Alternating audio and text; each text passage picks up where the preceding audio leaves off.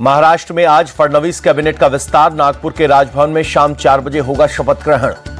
सूत्रों के मुताबिक करीब 30 विधायक ले सकते हैं मंत्री पद की शपथ। बीजेपी से चंद्रशेखर बावनकुले, गिरीश महाजन, चंद्रकांत पाटिल, पंकजा मुंडे, जय कुमार रावल बन सकते हैं मंत्री।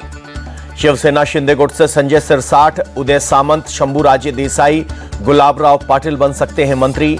एनसीपी अजित से छगन भुजबल, अदिति तटकरे, नरहरि झिरवाल ले सकते हैं शपथ। कल लोकसभा में one nation one election bill नहीं होगा पेश। लोकसभा की संशोधित सूची में नहीं है बिल। पहले लोकसभा में कल बिल पेश होना था। सरकार ने सांसदों को बिल की कॉपी भेजी। 20 दिसंबर तक चलेगा संसद का शीतकालीन सत्र। एक देश एक चुनाव पर बोले यूपी के मंत्री ओपी राजभर। विपक्ष को सोचना चाहिए कि आजादी के बाद भी एक साथ चुनाव हुए हैं। विपक्ष ने सीख ली है कि उनका काम सिर्फ विरोध करना है।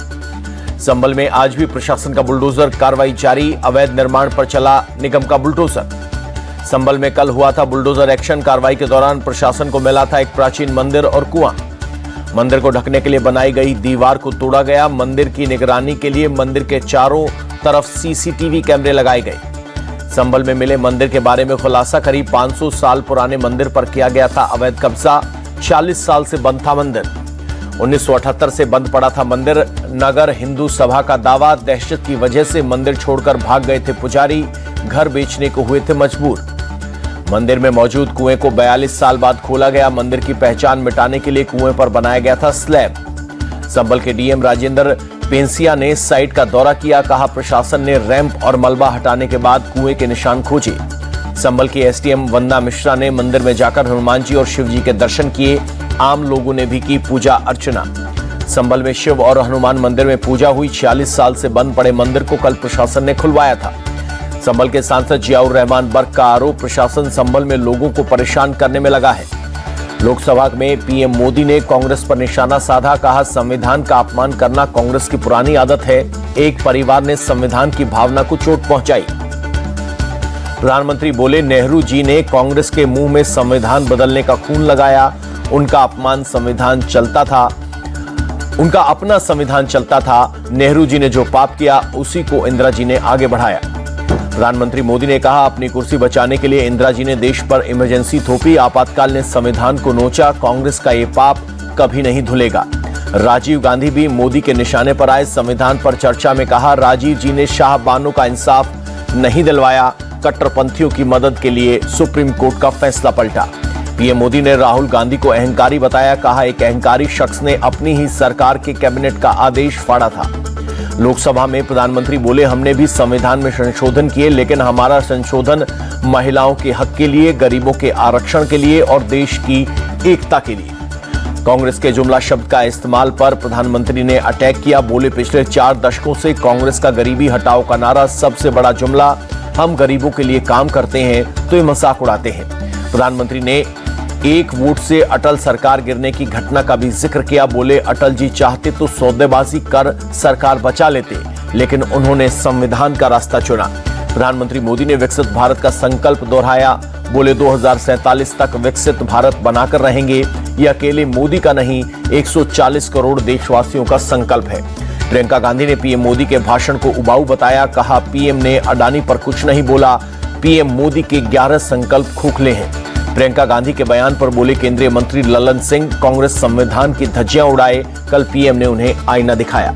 सपा चीफ अखिलेश यादव बोले पीएम ने बहुत लंबा भाषण दिया। आज उनके 11 जुमलों का संकल्प सुनने को मिला। लोकसभा में पीएम के भाषण को लेकर बोले संजय राउत। कहा पीएम भ्रष्टाचार पर जीरो टॉलरेंस की बात करते हैं। उन्हें सबसे पहले अजित पवार को गठबंधन से बाहर करना चाहिए। राउत बोले पीएम अडानी को बर्दाश्त कर रहे हैं और भ्रष्टाचार के प्रति जीरो टॉलरेंस की बात करते हैं। वो जो कहते हैं वो कभी नहीं करते। संविधान पर चर्चा के दौरान एआईएमआईएम चीफ असदुद्दीन ओवैसी ने मस्जिदों के सर्वे का मुद्दा उठाया। कहा देश में मस्जिदें अब खतरे में आ गई हैं। असदुद्दीन ओवैसी बोले मुस्लिमों को कमजोर करने की कोशिशें हो रही हैं। मुस्लिम बेटियों को हिजाब पहनने से रोका जा रहा है। गोरक्षक मॉब लिंचिंग कर रहे हैं। शंभू बॉर्डर पर किसानों का विरोध प्रदर्शन जारी। अपनी मांगों को लेकर अड़े हैं किसान। 16 दिसंबर को पंजाब को छोड़कर देश भर में किसानों का ट्रैक्टर मार्च। 18 दिसंबर को पंजाब में रेल रोको आंदोलन करेंगे किसान। अंबाला में शंभू बॉर्डर पर कल फिर किसानों और पुलिस के बीच झड़प हुई। किसानों को दिल्ली जाने से रोकने के लिए पुलिस ने आंसू गैस के गोले छोड़े, वाटर कैनन का इस्तेमाल किया। पुलिस के साथ हिंसक झड़प में करीब 18 किसान घायल हुए। एक किसान ने सल्फास खाकर जान देने की कोशिश की। किसान का अस्पताल में चल रहा है इलाज। किसान नेता सरवन सिंह पंढेर के आरोपों को अंबाला पुलिस ने खारिज किया। कहा किसानों पर सादा पानी छिड़काव किया गया, उसमें कोई केमिकल नहीं था। शंभू बॉर्डर पर किसानों के प्रदर्शन में कांग्रेस नेता बजरंग पूनिया भी हुए शामिल। किसानों के साथ मिलकर सरकार के खिलाफ प्रदर्शन किया। किसान नेता सरवन सिंह पंढेर ने हरियाणा पुलिस पर जनता को गुमराह करने का आरोप लगाया। पूछा, पैदल चलने वाले 100 किसान देश के लिए खतरा कैसे हो सकते हैं। मुंबई के जियो कन्वेंशन सेंटर में विश्व हिंदू आर्थिक मंच का वार्षिक सम्मेलन मुख्यमंत्री योगी आदित्यनाथ ने किया संबोधित। अपने संबोधन में बोले मुख्यमंत्री योगी, एक आज का भारत है जो अपने श्रम की शक्ति का सम्मान करता है। दूसरा वो भी समय था जब ऐसे श्रमिकों के हाथ काटकर जीवंत कला को समाप्त कर दिया गया। सीएम योगी के बयान पर बोले सपा सांसद अवधेश प्रसाद। कहा उनके पास कोई काम नहीं है, किसानों को खाद नहीं मिल रहा है, युवा बेरोजगार हैं और वो सांप्रदायिकता बढ़ा रहे हैं। बिहार में आरजेडी नेता तेजस्वी यादव का बड़ा ऐलान। कहा राज्य में हमारी सरकार आई तो माई बहन योजना शुरू करेंगे। आर्थिक रूप से कमजोर महिलाओं को हर महीने 2500 रुपए देने का वादा किया। तेजस्वी यादव बोले कार्यकर्ताओं से बात करके पता चल रहा है कि बिहार में बेरोजगारी, गरीबी और महंगाई सबसे बड़ी समस्याएं हैं। बिहार के डिप्टी सीएम विजय सिन्हा ने कसा तंज। बोले गोली और गाली का विकल्प देने वाले आज विकास के वादे कर रहे हैं। पश्चिम बंगाल के मंत्री फरहाद हाकिम ने मुस्लिम सशक्तिकरण वाले बयान पर बोले केंद्रीय मंत्री सुकांता मजूमदार, ये टीएमसी की मानसिकता को दर्शाता है। ये लोग बंगाल को बांग्लादेश बनाना चाहते हैं। बिहार में 2016 के बाद अब तक उद्योग लगाने के लिए 3800 से अधिक प्रस्ताव मिले। 3100 प्रस्तावों को पहले चरण की मंजूरी दी गई। बिहार के मुख्य सचिव ने जानकारी दी। बीजेपी के वरिष्ठ नेता लालकृष्ण आडवाणी की तबीयत बिगड़ी। आडवाणी को अपोलो हॉस्पिटल में करवाया गया भर्ती। न्यूरोलॉजी विभाग में चल रहा है उनका इलाज। मोल्दोवा के डिप्टी पीएम और विदेश मंत्री दिल्ली पहुंचे। विदेश मंत्री एस जयशंकर से करेंगे मुलाकात। नेपाल के सेना अध्यक्ष ने अयोध्या का दौरा किया। परिवार समेत रामलला के किए दर्शन। अगले साल से देश के हर कोने से कश्मीर घाटी तक ट्रेन पहुंचेगी। जम्मू कटरा उधमपुर श्रीनगर बारामूला रेलवे लिंक के तहत 3.2 किलोमीटर की लंबाई वाली टनल T33 बनकर तैयार। अतुल सुभाष सुसाइड केस में बेंगलुरु पुलिस का बड़ा एक्शन। अतुल की पत्नी निकिता समेत 3 आरोपियों को किया अरेस्ट। बेंगलुरु पुलिस ने अतुल की पत्नी निकिता सिंघानिया को गुरुग्राम से अरेस्ट किया। आरोपी सास और साले को भी प्रयागराज से पकड़ा। पुलिस ने तीनों आरोपियों को बेंगलुरु कोर्ट में पेश किया। कोर्ट ने सभी आरोपियों को न्यायिक हिरासत में भेजा। कोलकाता में कांग्रेस कार्यकर्ताओं ने प्रोटेस्ट किया। ताला पुलिस स्टेशन के पूर्व इंचार्ज और आरजीकर मेडिकल कॉलेज के पूर्व प्रिंसिपल को जमानत देने का विरोध किया। आरजीकर हॉस्पिटल की घटना में मारी गई डॉक्टर के पिता बोले, अगर लगातार प्रदर्शन जारी रहता तो सीबीआई काम करती और चार्जशीट दाखिल करती। चंडीगढ़ में कांग्रेस कार्यकर्ताओं ने केंद्र सरकार के खिलाफ प्रोटेस्ट किया। बिजली विभाग का प्राइवेटाइजेशन करने का आरोप लगाया। बांग्लादेश में अल्पसंख्यक समुदाय पर हो रहे जुल्म के खिलाफ लखनऊ में निकाला गया कैंडल मार्च। मौलाना कल्बे जावेद ने मार्च में अगुवाई की। मौलाना कल्बे जावेद ने कहा, हमें हमेशा जुल्म करने वालों के खिलाफ खड़ा होना सिखाया जाता है। बोले बांग्लादेश में अगर तौर तरीके से नहीं सुधरा तो उसके खिलाफ कड़ी कार्रवाई होनी चाहिए। आनंद के स्लम एरिया में अवैध निर्माण हटाने के दौरान पुलिस पर पथराव। लाठीचार्ज कर पुलिस ने प्रदर्शनकारियों को खदेड़ा। मंदिर के अवैध निर्माण को ढहाने के दौरान भड़के लोगों ने किया पथराव। पुलिस ने एक्शन लेते हुए कई प्रदर्शनकारियों को हिरासत में लिया। छत्तीसगढ़ के दंतेवाड़ा में मुठभेड़ में मारे गए 7 नक्सलियों के शव बरामद। 12 दिसंबर को पुलिस के साथ हुआ था एनकाउंटर। दिल्ली पुलिस ने 6 महीने से फरार अपराधी को गुजरात से पकड़ा। दिल्ली के अलग अलग थानों में अपराधी पर 13 केस दर्ज हैं। नोएडा पुलिस ने हनी ट्रैप गैंग का भंडाफोड़ किया। मुकदमे में फंसाने के नाम पर लोगों से पैसे ऐंठते थे। पुलिस ने गिरोह के मास्टरमाइंड सहित 5 लोगों को पकड़ा। नोएडा सेक्टर 39 में क्रेडिट कार्ड को लेकर फ्रॉड करने वाले 6 लोग अरेस्ट। 28 मोबाइल, सोने चांदी के सिक्के समेत गाड़ी और एक स्कूटी बरामद। लोगों को क्रेडिट कार्ड लिमिट बढ़ाने का ऑफर देते थे गैंग के मेंबर। पुलिस ने विभिन्न धाराओं में केस दर्ज कर जांच शुरू की। यूपी के झांसी जिला कारागार में जेलर को बदमाशों ने बुरी तरह से पीटा। कार से खींचकर लाठी डंडों से पीटा। कार के ड्राइवर ने रोका तो बदमाशों ने उसे भी पीटा। पिटाई से जेलर कस्तूरी लाल गुप्ता की बॉडी में कई जगह फ्रैक्चर। ट्रेनिंग के लिए हैदराबाद जा रहे थे। एमपी के विदिशा में राजीव रंजन चिकित्सालय में 2 युवकों ने एक डॉक्टर से की पिटाई। पुलिस ने दोनों को अरेस्ट कर बाजार में निकाली उनकी परेड। कोलकाता के गोल्फ ग्रीन इलाके में एक तालाब से मृत महिला के 2 बॉडी पार्ट्स बरामद किए गए। कल सिर मिला था। आरोपी अतीकुर रहमान को पुलिस ने अरेस्ट कर लिया है।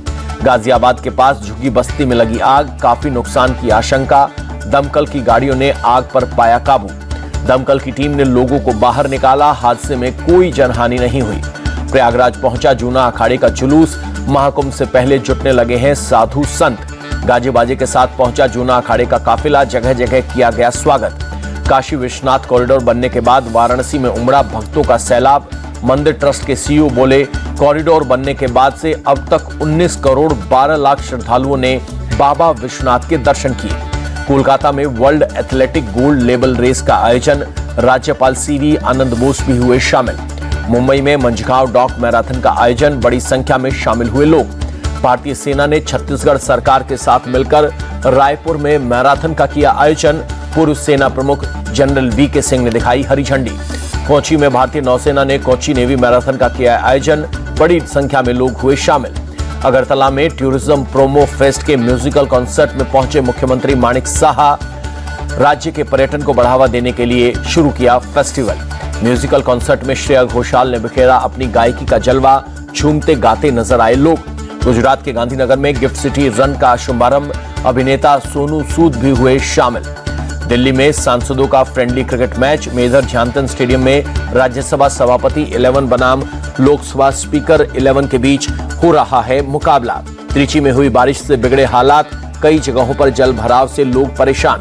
सड़कों पर पानी भरने से यातायात प्रभावित। लोगों को आने जाने में है परेशानी। तमिलनाडु के थूथुकुडी में भारी बारिश के बाद जगह जगह जल भराव। सड़कों पर गाड़ियों की रफ्तार धीमी। इंदौर के चिड़ियाघर में जानवरों को ठंड से बचाने के लिए हीटर और कंबल लगे। ब्लोअर भी लगाए गए। चिड़ियाघर के प्रभारी ने कहा, इस बार तापमान में काफी गिरावट है। इसे देखते हुए हमने खास इंतजाम किए हैं। देश की राजधानी दिल्ली में कड़ाके की ठंड। न्यूनतम तापमान 7 डिग्री सेल्सियस तक पहुंचा। कई इलाकों में छाया कोहरा। दिल्ली में शीतलहर जारी। इंडिया गेट इलाके में आसपास में छाई हल्की धुंध। यूपी के कानपुर में जबरदस्त ठंड। आसमान में छाया कोहरा। बचाव के लिए अलाव का सहारा ले रहे हैं लोग। जम्मू कश्मीर के श्रीनगर में जमा देने वाली ठंड। न्यूनतम तापमान -5 और अधिकतम तापमान 9 डिग्री सेल्सियस तक पहुंचा। आसमान में छाया घना कोहरा। जम्मू कश्मीर के राजौरी में भारी बर्फबारी। सड़कों पर बिछी बर्फ की चादर। वेस्टइंडीज की महिला क्रिकेट टीम की कप्तान हेली मैथ्यूज को उम्मीद, भारत के साथ सीरीज में बेहतर प्रदर्शन करेंगे। हेली मैथ्यूज ने महिला T20 को अधिक प्रतिस्पर्धी बनाया। भारत की महिला क्रिकेट टीम की कप्तान हरमनप्रीत ने वेस्टइंडीज के साथ सीरीज को बताया अहम। कहा, घरेलू टीम परिस्थितियों में आत्मविश्वास हासिल कर अच्छा प्रदर्शन करेगी।